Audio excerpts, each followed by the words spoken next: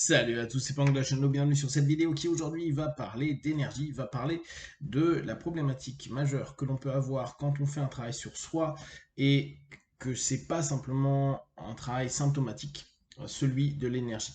Quand on a un boulot qui va bouger énormément de choses en nous et dans le système dans lequel on évolue, il y a de fortes chances que on se démotive à un moment donné, qu'on ne parvienne pas à maintenir une stabilité dans ce qu'on met en place, une discipline, une récurrence, aussi bien de l'accompagnement qu'on peut avoir que des prescriptions de tâches et des actions qu'on a décidé de mettre en œuvre. Donc, il est vrai que un des éléments que moi j'ai constaté comme étant les plus complexes à gérer dans un travail d'accompagnement, c'est ce moment où la personne se rend compte qu'elle n'a pas d'énergie pour faire ça. Quand elle commence à recadrer au fur et à mesure ses croyances, ses façons de fonctionner dans ses patterns, qu'elle commence à prendre conscience et à mentaliser des comportements qu'elle va pouvoir, pour certains, gérer, cette gestion est une dépense d'énergie énorme. Et tout ce qui va avoir autour de ce travail sur soi, c'est comme si vous étiez en train de retourner à une salle de sport alors que vous n'aviez pas, pendant des années, pratiqué quoi que ce soit. La problématique, c'est que tout va être douloureux, tout va être difficile, et on a beau accompagner à dire tranquille, va à ton rythme, la plupart des personnes qui viennent en cabinet pour se sentir mieux veulent aller rapidement mieux. En général, si ils vont dans des cabinets où il y a de l'hypnose, de la PNL, des thérapies dites brèves, euh, c'est parce qu'ils ont l'idée que ça ira un peu plus vite qu'une analyse, par exemple. Et dès lors, cette notion de vitesse et d'énergie, je trouve que ça a du sens. Très souvent, on revient sur le principe que Jay Haley et Erickson avaient bossé sur la mise en place des thérapies brèves. C'est en gros de dire, bah, c'est moins de 20 sessions. Bien sûr, ça peut être une session comme ça peut être 20 sessions. Mais en gros, ça va pas durer des années. Donc déjà, d'un point de vue énergie financière, ça va être un peu autre chose. Mais surtout, on peut avoir l'hypothèse de se dire, bah, une personne veut que ça aille vite dans le changement parce que possiblement, elle n'est pas prête à investir trop d'énergie. Pas parce que volontairement elle se dit niet, je suis pas pour ça, mais tout simplement parce que elle en a peut-être pas beaucoup. Elle en a peut-être pas beaucoup sur ce sujet-là.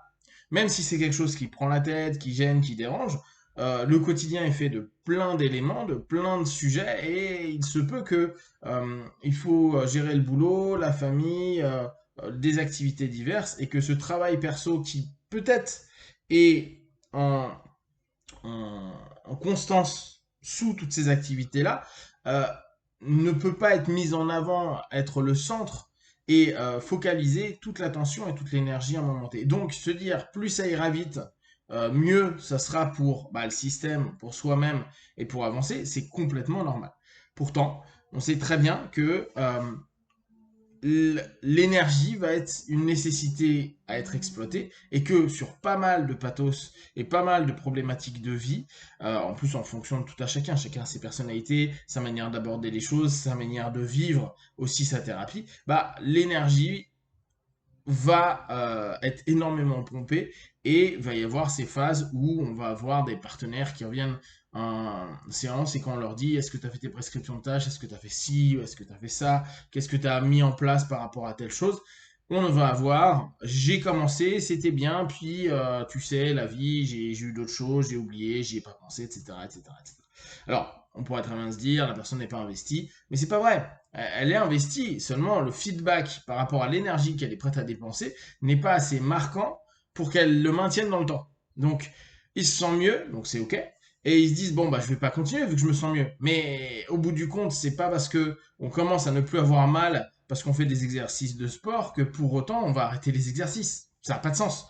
Et bah, c'est un peu la même chose qu'ils sont en train de faire. C'est bon, bah, ça va, maintenant je maîtrise tel exercice, quand je maîtrise. J'ai plus mal quand j'ai ces exercices-là, donc pourquoi continuer? Bah, parce que le cœur, c'est pas ne plus avoir mal sur les exercices, c'est te renforcer, c'est avancer sur telle ou telle chose. Donc, on arrive à se poser la question, ok, comment on va pouvoir aider des personnes qui ont une problématique, ok, c'est avec ça qui viennent en session, où on sait qu'il va y avoir une arborescence de problématiques dessous. Alors après, ça dépend, est-ce que je suis en solutionniste, est-ce que je suis plutôt en causal, ok? Ça va dépendre complètement de votre posture, vous, en tant que praticien. Et un problème que vous aurez constamment, mais qui n'est pas mis en avant, c'est l'énergie. Donc, on n'a pas que à gérer la problématique. On va avoir à gérer l'énergie que la personne est prête à investir dedans. Or, on sait qu'un pathos pompe de l'énergie. Une problématique pompe de l'énergie. L'action pour modifier ce pathos, cette problématique, travailler ses trans en auto-hypnose ou n'importe quoi, pompe de l'énergie. Ah merde, donc on n'a pas énergie infinie, et d'un autre côté, on a chaque élément qui prend une partie de notre énergie. Donc on va tenter d'accompagner le partenaire pour que, par exemple, à la place d'avoir une pensée qui constamment va dans, je sais pas, une anxiété, une peur, un stress, on va lui proposer d'imposer vraiment volontairement une réorientation de la pensée. Pourquoi? Parce qu'on sait que, par exemple, la résultante de toutes ces pensées crève, fatigue et démotive. On sait que arrêter des pensées, c'est compliqué. Après, il y a des méthodes qui peuvent le permettre. Donc, autant être, nous, dans un travail de réorientation, de suggestion interne, et surtout de s'imposer ce mouvement pour, euh, si c'est pas réellement faire dérailler le pattern, au moins l'interrompre un laps de temps pour se focaliser sur ce qu'on veut, sur une présence de quelque chose qui est volontaire, mais ce mouvement-là, cette réorientation-là, ça va demander de l'énergie. Néanmoins, on va en gagner, en tout cas, on va pas en perdre, parce que à un moment donné, cette énergie, elle va pas nourrir l'angoisse, la peur, etc. Elle va peut-être agacer, énerver, on va trouver que c'est dur, on va trouver que c'est pas un exercice qu'on arrive à faire facilement, c'est vrai, mais le fait même de se centrer sur l'exercice, de dire bah non, mais là tes pensées qui commencent à partir en vrille, à projeter sur des angoisses futures, sur une peur, sur des probabilités, etc., laisse tomber, focalise-toi pour te dire simplement je réoriente ça vers des possibles positifs ou en tout cas des actions que je vais mettre en place, même pas les résultantes de tout ça.